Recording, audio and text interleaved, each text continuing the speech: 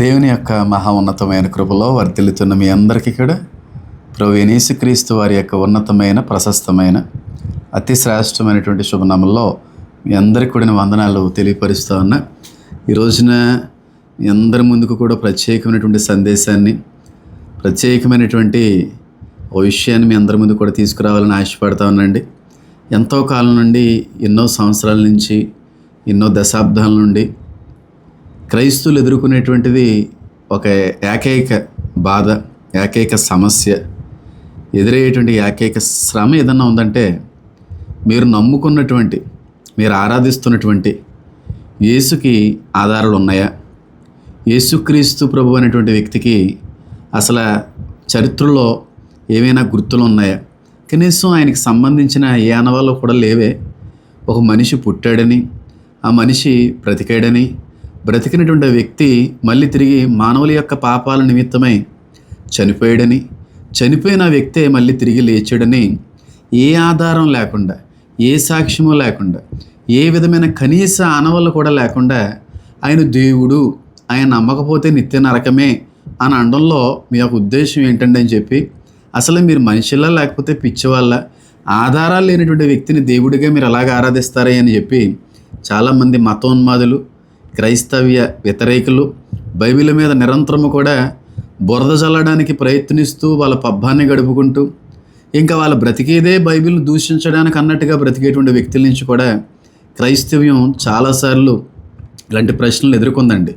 కానీ ఏ రోజు కూడా మనకి దేవుడు ఆధారాలు అనేటువంటి వాటిని విడిచి వెళ్ళలే. దేవుడు చూచి నమ్మిన వానికంటే కూడా చూడక నమ్మువాడే ధన్యుడు అని చెప్పి ఒక మాటనే మనకి ఒక మాదిరిగా, ఒక శక్తివంతమైనటువంటి లేఖనంగా మనకి ఇచ్చి వెళ్ళిపోయాడు తప్ప, ఆధారాలు అనేటువంటివి ఇంకా కావలసిన ఆధారాల్లో ఇంకా ఇవ్వాలన్న ఉద్దేశం దేవుడికి లేనట్టుంది.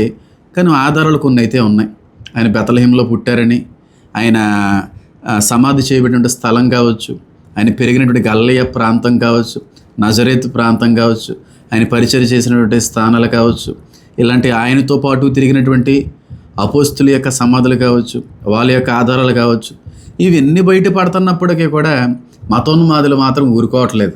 అలాగెలా కుదురుతుంది, వీళ్ళని బట్టి కాదు కదా పరలోకం అనేటువంటిది వెళ్ళేది.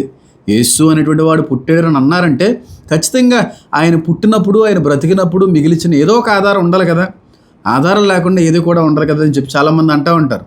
లలిత్ కుమార్ గారు కూడా ఏ ఇంటర్వ్యూకి వెళ్ళినా, లేకపోతే బైబిల్ని దూషించేటువంటి పని ఎప్పుడు పెట్టుకున్నా, ఆయన తరచుగా మాట్లాడేటువంటి విషయం ఏదన్నా ఉందంటే, మీ యేసుకి ఒక్క ఆధారం ఉందా? 33.5 సంవత్సరాలు బ్రతికినటువంటి వ్యక్తిని మీరు అంటున్నప్పుడు, ఈ 33.5 సంవత్సరాలు బ్రతికినటువంటి కాలంలో ఒక్క ఆనవాలు కూడా మిగల్చలేదా? ఒక బట్ట మిగల్చలేదు, ఒక చెప్పు మిగల్చలేదు, ఆయన వేసుకున్నవి ఏవీ మిగల్చలేదు. ఒక్కడు కూడా కనబడకపోవడం ఏంటి? 4000, 3000 సంవత్సరాల క్రితాలకు సంబంధించినటువంటి విషయాలే బయటపడతా ఉంటే, ఆధారాలు ఈ రోజున శాస్త్రవేత్తలు అందరూ కూడా సేకరిస్తూ ఉంటే, ఆఫ్టర్ ఆల్ 2000 సంవత్సరాల క్రితం ఉన్నటువంటి యేసు యొక్క ఆధారం లేకపోవడం ఏంటండి అని చెప్పి చాలా అవహేళన చేస్తూ మాట్లాడుతున్నటువంటి సందర్భాలు కూడా క్రైస్తవ్య లోకం ఎదుర్కోక తప్పలేదే అంటాను. అయితే మీ అందరికీ కూడా ఒక శుభవార్త తెలియపరచడానికి నేను ఇష్టపడతా ఉన్నానండి. ఎప్పటి వరకు ఏ నోరులైతే క్రైస్తవ్యం మీద వ్యతిరేకంగా ఎగిసిపడ్డాయో, ఏ వ్యక్తులైతే ఆధారాలు లేవని చెప్పి క్రీస్తుని, క్రైస్తవ్యాన్ని ఒక తప్పుడు మతంగా, తప్పుడు ఒక అవిశ్వాసంగా, తప్పుడు బోధలుగా, తప్పుడు అపనమ్మకాలుగా చిత్రీకరించారో వాళ్ళందరి నోరులు కూడా మూయించేటువంటి రోజులు దేవుడు మనందరూ కూడా అనుగ్రహించడని చెప్తాను. ఎందుకంటే మనం ఉన్నది అంత్య దినాల్లో ఉన్నాం, ఆఖరి దినాల్లో ఉన్నాం. ఇంకా దేవుడు వచ్చేటువంటి ఆ రాకడ దశకి సమీపంగా ఉన్నాం కనుక దేవుడు కూడా ఇంకా చాలా కావలసినంత కాలాన్ని, సమయాన్ని, సంవత్సరాలని లోకానికి ఇచ్చాడండి. వాళ్ళంతటగా వాళ్ళు యేసుక్రీస్తు ప్రభువాన్ని నిజమైనటువంటి దేవుడిగా అంగీకరించడానికి ఏ ఆధారాలు, ఏ సాక్ష్యాలు లేకుండా కేవలం జీవం కలిగిన దేవుని వాక్యాన్ని బట్టి మాత్రమే ఆ మనుషులు మారాలని ఉద్దేశమే ఆయన కలిగి ఉన్నాడు. కానీ అంత్యదశలో ఉన్నాం కదా, ఇంకా చివరి దశలో వస్తూ ఉన్నాం కదా, కాబట్టి ఇంకా ఆయనకు కావలసిన ఛాన్సులు కూడా ఇవ్వడానికి ఇష్టమన్నట్టున్నాడు. ఇంకా వాక్యం ద్వారాగా కూడా మారినటువంటి వ్యక్తులకి ఇంకా అవకాశంగా ఆధారాలు కూడా ఇవ్వాలని ఆయన ఒక ఉద్దేశమేమో. నేను చెప్పదలిచిన విషయం ఏంటంటే, ఈ రోజున క్రీస్తు యేసు వారి యొక్క చారిత్రక ఆధారం బయటపడింది. ఈరోజు వరకు ఇస్రాయేల్ దేశంలో యేసుక్రీస్తు ప్రభువారి యొక్క ఖాళీ సమాధి పెద్ద సాక్ష్యం, పెద్ద ఆధారం. ఏ సమాధుల్లో అయినా సరే కుళ్ళు పట్టినటువంటి శవాలు ఉంటాయి, ఎండిపోయిన ఎముకలు ఉంటాయి. కానీ ఈ రోజున ప్రభు అయిన యేసుక్రీస్తు వారి యొక్క సమాధి ఖాళీగా ఉంది. అంతకంటే పెద్ద సాక్ష్యం, అంతకంటే పెద్ద ఆధారం కావాలా? యేసుక్రీస్తు ప్రభువారు మరణాన్ని సైతం గెలిచి పునరుద్ధానుడు అయ్యాడని, ఆయన బ్రతికేడని, మనుషుల మధ్యన సంచరించాడని, ఎంతకంటే పెద్ద ఆధారం అవసరం లేదు. కానీ దాన్ని కూడా కొంతమంది మతోన్మాదులు ఎలా చేస్తారంటే అండి, ఇప్పుడు యేసుక్రీస్తు ప్రభువారిని ఒకే సమాధిలో సమాధి చేశారు, కానీ ఇశ్రాయేల్లో యేసు వారికి 2 సమాధులు ఉన్నాయి. ఒకటేమో మరి ఈ రెండట్లో ఎవరిది యేసు సమాధానం నమ్మడానికి వీలేది, అవకాశం ఏది? ఇప్పుడు యేసు పునరుద్ధానుడు అయ్యాడు, యేసుడు దేవుడే ఉండి మానవాళి మధ్యలో తిరగడం అనేది నిజమే అయితే ఆయన సమాధి చేశారు. మరి ఒక సమాధి ఉండాలి కదా, ఒక మనిషికి ఒక సమాధి ఉండదు కానీ 2 ఉండవు కదా అని చెప్పనేటువంటి వ్యక్తులకు కూడా శాస్త్రవేత్తలో కొంతమంది పరిశోధకులు తేల్చి చెప్పిన విషయం ఏంటంటే, వాస్తవానికి ఇశ్రాయేల్లో 2 సమాధులు కూడా ఇది యేసు ప్రభువాదే, ఇది యేసు ప్రభువారిదే అనేటువంటి కొన్ని విశ్వాసాల్లో సాతానుగాడు పుట్టించేశాడు. కానీ ఒకటి మాత్రమే యేసేది, ఇంకొకటి యేసు సమాధిగా పిలువబడుతున్నటువంటిది సమాధి యేసుది కాదు, ఒక రోమన్ సైనికుడి యొక్క సమాధి అని చెప్పి ఆల్రెడీ శాస్త్రవేత్తలు పరిశోధకులు చాలా చక్కని రీతిలో నిరూపించేశారు. ఇంతకు మించిన ఆధారం, ఇంతకు మించిన సాక్ష్యం ఇంకా అవసరం లేదేమో. కానీ కొంతమంది అంటున్న విషయం ఏంటంటే, క్రైస్తవులు ఎక్కువగా మాట్లాడుతున్న విషయం, యేసు లేడంటారేటయ్యా, యేసు చనిపోయిన తర్వాత ఆయన ఒక ప్రశస్తమైనటువంటి వస్త్రాన్ని, ఒక లెనిన్ క్లాత్ని చుట్టి తన పార్థివ దేహాన్ని సమాధిలో పెట్టారు. ఆ పార్థివ దేహానికి చుట్టబడినటువంటి లెనిన్ వస్త్రం కూడా, ఆ పల్చటి వస్త్రం కూడా శాస్త్రవేత్తలకు దొరికింది కదా, దాని మీద యేసుక్రీస్తు ప్రభువారి యొక్క ముఖ ఆనవాళ్ళు కూడా, ఒక మనిషి ఇలాగ పట్టుకున్నట్టుగా ఆనవాళ్ళు కూడా ఉన్నాయి కదా అని చెప్పి మనం చాలాసార్లు చెప్పే ప్రయత్నం చేసాం. కానీ నిన్న మొన్నటి వరకు కూడా ష్రౌడ్ ఆఫ్ ది టురిన్ అనేది అందరికీ ఒక అవగాహన తెలిసి ఉన్న విషయమే.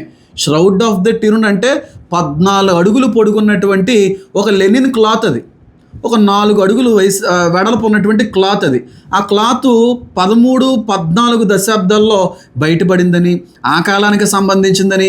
కానీ క్రైస్తవులు చాలామందిని తప్పు ద్రోవ పట్టించడానికి, లేని వార్తను పుట్టిస్తూ కావాలని ఫ్యాబ్రికేట్ చేసినటువంటి ఆ వస్త్రాన్ని, ఇది క్రీస్తు వస్త్రము, క్రీస్తు వారి మీద కప్పిన వస్త్రము, ఆయన పార్థివ దేహం మీద చివరగా ఉంచిన వస్త్రం ఇదే అని చెప్పి చాలామందిని మ్యానిపులేట్ చేసే విధంగా, చాలామందిని మభ్యపరిచే విధంగా, మోసగించే విధంగా క్రైస్తవుల యొక్క బాధలు ఉన్నాయి. అది వాస్తవానికి యేసయ్యదే కాదని చాలామంది శాస్త్రవేత్తలు తేల్చి చెప్పేశారు. అది యేసయ్యది కాదు, అది మొదటి దశాబ్దానికి సంబంధించింది కాదు, 1300-1400 దశాబ్ద కాలానికి సంబంధించింది అది అని చెప్పిన కారణాన్ని బట్టి చాలామంది మతోన్మాదులు సంకలు గుద్దుకొని, అదిగో shroud of the Turin, shroud of the Turin, యేసుక్రీస్తు ప్రభు వారు బ్రతికున్నారని, చచ్చిపోయారని, ఆయన మీద మళ్ళీ ఒక గుడ్డ కప్పబడిందని, మీరు అన్నీ ఒక గుడ్డను పట్టుకుని, ఒక ఆధారాన్ని పట్టుకుని లేని వార్తను పుట్టించారు, శాస్త్రవేత్తలు తేల్చి చెప్పేశారు కదా, అదంతా కూడా ఫేక్ అన్నారు కదా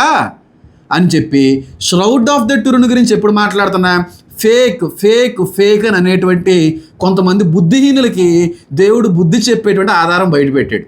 ఏంటి అంటే ఆధారం ష్రౌడ్ ఆఫ్ ది టురిన్ ఉంది కదండి. నిన్న మొన్నటి వరకు కూడా ఫేక్ అన్నటువంటి ఒక బుద్ధిహీనులు ఉన్నారు కదా, కావాలని డబ్బులు ఇచ్చి, కావాలని దాన్ని నిజాన్ని సత్యాన్ని కప్పిపుచ్చేటువంటి ప్రయత్నాలు చేసిన వ్యక్తులు ఉన్నారు కదా, వాళ్ళందరికీ కూడా చెల్లు అనిపించే రీతిలో దేవుడు ఒక మంచి కార్యాన్ని జరిగించాడు. ఏంటంటే వాస్తవానికి ఇప్పుడు ఇటలీ ప్రదేశంలో ఉంది అది, ఆ క్లాత్ ఇటలీ ప్రదేశంలో ఉంది.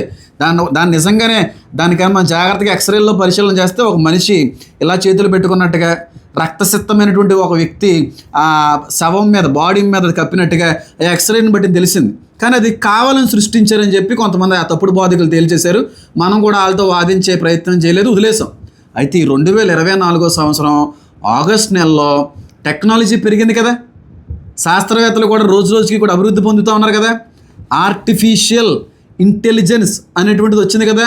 ఇప్పుడు ఆర్టిఫిషియల్ ఇంటెలిజెన్స్ సహాయంతో ఇప్పుడు వరకు కూడా ష్రౌడ్ ఆఫ్ ది టురిన్ అనేటువంటిది లేనిదని, అవాస్తవమైనటువంటిదని, కల్పితమైనదని, లేనిదాన్ని కావాలని పుట్టించారని, అదొక ఫ్యాబ్రికేటెడ్ క్లాత్ మాత్రమే అని చెప్పి వాదించిన వాదనలు మాత్రం జీవంగానే ఉన్నాయి. ఎందుకంటే ఆ వాదనలు పట్టుకుని గూగుల్ సెర్చ్ చేయండి, అదంతా ఫేక్ అని చూపిస్తుంది అన్నటువంటి వ్యక్తులు ఉన్నారు.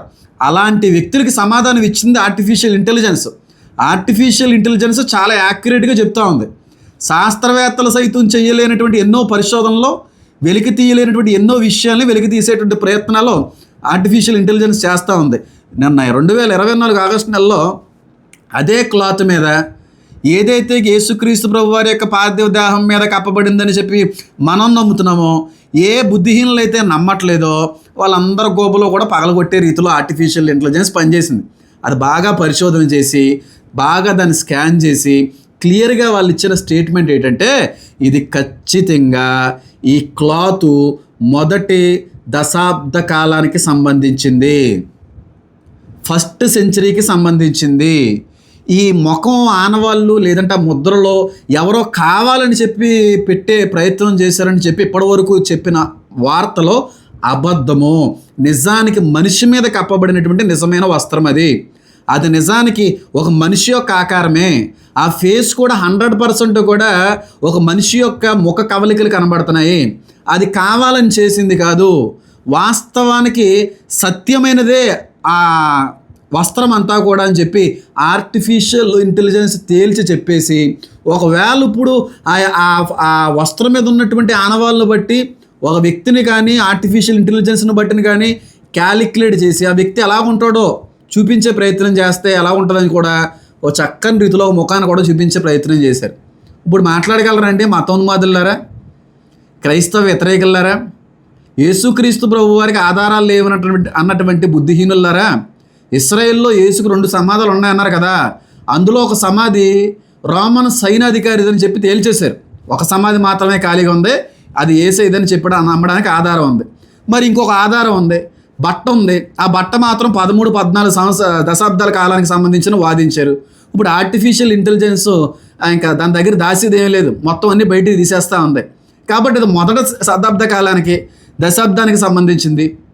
కాబట్టి అది కూడా తప్పని ఏమన్నా రుజువుపరుస్తారా? పోను ఒకవేళ నేను చెప్పుతున్నటువంటిది అవాస్తవం అయితే, నేను మాట్లాడుతున్నటువంటి విషయం ఒకవేళ లేని విషయం అయితే నా మాట నమ్మకండి. ఒక్కసారి గూగుల్ ఓపెన్ చేసి, మరి ఆ మతోన్మాదులు అందరూ కూడా ఆ గూగుల్లో కదా డిపెండ్ అయ్యారు, గూగుల్ దేవత మీద కదా బాగా డిపెండ్ అయ్యారు. ఒక కరుణాకర్ సుగ్న గారైనా, ఒక లలిత్ కుమార్ గారైనా గూగుల్లో సెర్చ్ చేయండి, మీకు తెలుస్తుంది. గూగుల్ అబద్ధం ఆడదు కదా అని చెప్పేటువంటి బోధలో మాటలు కూడా చాలాసార్లు వాళ్ళు పలికారు. కాబట్టి వాళ్ళు చెప్పినట్టుగానే క్రైస్తవ్యానికి వ్యతిరేకంగా పనిచేస్తూ వాళ్ళ మతాలని, వాళ్ళ మత గ్రంథాలని గౌరవిస్తూ మాట్లాడుతున్న వాళ్ళు చెప్పినట్టుగానే ఒకసారి గూగుల్ ఓపెన్ చేసి, is shroud of the Turin is real or not అని కొట్టండి. Is shroud of the Turin is real or not అని కొట్టండి. ఆగస్ట్ నెల ముందు వరకు కూడా ఫేక్ అని వస్తుంది. కానీ ఆగస్ట్ నెలలో జరిగిన పరిశోధన తర్వాత నుంచి of course it is real అని చెప్పి రుజువుపరచబడిందని గూగుల్ చెప్తుంది. ఇప్పుడు ఏం చెప్తారు? కరుణాకర్ సుగ్న గారైనా, లలిత్ కుమార్ గారైనా, మరి ఇప్పుడు దీనికి సమాధానం మీరు చెప్పాలి కదా. యేసుక్రీస్తు ప్రభు వారు లేని దేవుడు కాదండి, ఆయన ఉన్నవాడు అనువాడు. ఆయన ఉన్నవాడే అనగలడు, ఉన్నవాడే మాట్లాడగలడు. లేనివాడు మాట్లాడలేడు. మూగ విగ్రహాలుగానే, మూగవాళ్ళుగానే నోరు ఉండి కూడా మాట్లాడలేనటువంటి రీతిలోనే ఉంటారు తప్ప, ఉన్నవాడు జీవం కలిగిన దేవుడు ఆ విగ్రహాల్లోనూ ఇంకోటిలో ఉండడండి. జీవం కలిగిన దేవుడు కనుక మాట్లాడే దేవుడు ఆయన, ఉన్నవాడైన, అనువాడైన. ఆయనకు ఆధారాలు ఉన్నాయి. వాక్యమే పెద్ద ఆధారం.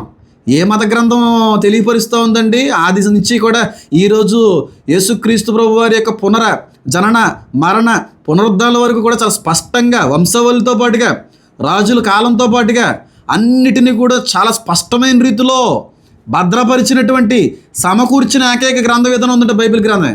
ఇంకే గ్రంథం లేదు. వంశవల్లే ఉంటాయి కదండి. లేని మనిషిని పేరు పుట్టించడం చాలా కష్టం. కానీ వంశాల్లో పేర్లు తరాలు ఇవన్నీ లేవా? ఇవన్నీ ఉన్నప్పుడు కూడా మీకు ఆధారాలు కావాలన్నారు. పోను ఎక్స్కవేషన్లో భౌగోళిక సంబంధమైనటువంటిది ఆ పరిశోధనలో మీకు ఆధారాలు ఇవే ఉన్నాయి కదా. సమాధి ఉంది, చక్కగా ఆ యేసుక్రీస్తు ప్రభు వారి యొక్క పార్థివ దేహం మీద కప్పబడినటువంటి వస్త్రం కూడా దొరికేసింది.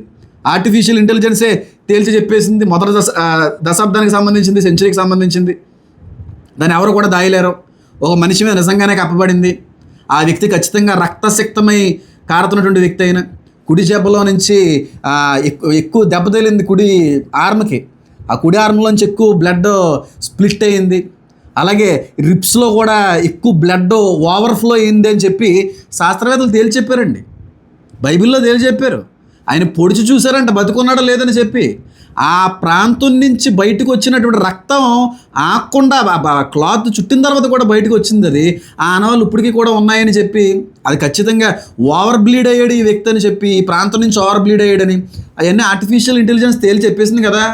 ఇంకెంతకంటే మీకు ఏం ఆధారం కావాలి, ఎంతకంటే మీకు ఏం సాక్ష్యాధారాలు కావాలి నాకు తెలియగడుగుతున్నాను. ఇప్పుడు ఇది క్రైస్తవుల్ని ఏదో గణపరచాలని, మిగతా మతస్థుల్ని ఏదో తక్కువ చేసి చూడాలనే ఉద్దేశం నాకు లేదు. నేను ఎప్పుడూ కూడా ఎవరిని తక్కువ చేసి మాట్లాడను. నేను కూడా హైందవ కుటుంబాల నుంచి వచ్చినటువంటి వ్యక్తినే. నేను ఎవరిని కూడా విమర్శించడానికి నేను ఇష్టపడట్లేదు. కానీ ఒకసారి మీరు ఆలోచన చేయండి. ఏ గ్రంథమైనా సరే ఇంత స్పష్టమైనటువంటి ఆధారాలు, సాక్ష్యాలు, భూమి పునాది వేయబడినటువంటి దినం నుంచి ఇప్పటి వరకు కూడా భద్రపరిచి సేకరించి మనందరికీ కూడా సాక్ష్యాన్ని ఉంచినటువంటి గ్రంథం ఏదన్నా మత గ్రంథం ఉందంటారా? పోనీ ఆధారాలు ఏమన్నా, లేని మాటలు ఏమన్నా, పోనీ ఇప్పుడు కూడా శాస్త్రవేత్తలు తేల్చి చెప్తున్నటువంటి విషయాల్లో లేని ఏం కాదు కదా. వీళ్ళు ఎవరో మతోన్మాదులు ఉన్నారండి, బైబిల్ మీద పబ్బం గడుపుకుంటూ బైబిల్ మీద బ్రతుకుతున్నటువంటి వ్యక్తులు ఏదో అంటున్నారని మిగతా వాళ్ళుగా ఉన్న వాళ్ళు కూడా మోసపోతున్నారు. మోసపోకండి. మీరు చదువుకున్నారు కదా, జ్ఞానం ఉంది కదా. ఈ రోజుల్లో చదువు లేని వాళ్ళు ఎవరు లేరు కదా. గూగుల్ చేయండి ఒకసారి. Is shroud of the Turin is real or not, real are fake అని ఒకసారి టైప్ చేయండి. అది నిజమా కాదే మీకే తెలుస్తుంది. నిజం అంటే ఖచ్చితంగా యేసయ్య కూడా నిజమైన వాడే కదా. సమాధి చేయబడ్డం కూడా నిజమే కదా. నిజంగా ఆయన పునరుద్ధరణుడు అవ్వకపోతే సమాధిలో ఆయన శవం ఉండాలి కదా. మరి శవం ఏమైపోయింది? ఆలోచన చేయండి. ఈ రోజున మతోన్మాదులందరినీ కూడా నోరు ముయించేటువంటి గొప్ప కార్యాన్ని దేవుడు జరిగించాడు. ముందు రోజుల్లో ఇంతకు మించిన గొప్ప గొప్ప సాక్ష్యాధారాలు, గుర్తులు, అనేక విషయాలు బయట పడతాయి. మీరు చూడండి కావాలంటే ముందు రోజుల్లో ఇంకా బయటకు వస్తాయి. చాలా గొప్ప ఆధారాలు బయటకన్నీ కూడా వస్తుంటాయి. దానికి కారణం దేవుడు. ఎందుకంటే ఈ ఆధారాలు చూపితే నమ్మేటువంటి వ్యక్తులు కూడా ఉన్నారని ఆయన తెలుసు కనుక ఇంకా ఆధారాలైనా సరే చూపించి రక్షించుకోవాల్సిన ఆత్మలు రక్షించుకోవాలి, ఏర్పాట్లో ఉన్న ఆత్మలు ఆకర్షించుకోవాలని ఆధారాలను సైతం బయటపడతారు. ఇంకా చివరి కాలంలో ఉన్నాం కాబట్టి, అంత్య దినాల్లో ఉన్నాం కాబట్టి అవకాశం ఇస్తాడు. ఇంకా బయటపడతాయి. ఇంకా బోల్డ్ ఆధారాలు బయటపడతాయి. చాలామంది దేవుణ్ణి తెలుసుకుంటారు. ఆ రోజులు ఉన్నాయి. ఇలాంటి వాళ్ళు ఆ మతోన్మాదుల యొక్క ఆగడాలు, వీళ్ళ యొక్క కుయుక్తులు, వీళ్ళ యొక్క పనికిమాలిన పనులు అన్నిటికీ కూడా పులి స్టాప్ పడేటువంటి రోజులు అయితే మాత్రం దగ్గరలో ఉన్నాయని కోరుకుంటున్నాను. ఎవరైతే shroud of the Turin fake అని అన్నారో, ఎవరైతే ఇశ్రాయేల్లో యేసుక్రీస్తు ప్రభు వారికి 2 సమాధులు ఉన్నాయని చెప్పి ఇప్పటి వరకు కూడా ఎగతాళి చేసి మాట్లాడారో వాళ్ళకి చేరేంత వరకు కూడా షేర్ చేయండి. నచ్చితే తప్పకుండా లైక్ చేయండి. God bless you all. Amen.